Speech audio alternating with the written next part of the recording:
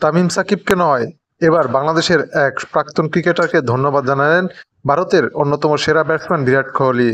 বিরাট কোহলি তার ফেসবুক লাইভে এসে বাংলাদেশি ওই প্রাক্তন ব্যাটসম্যানকে ধন্যবাদ জানিয়েছেন।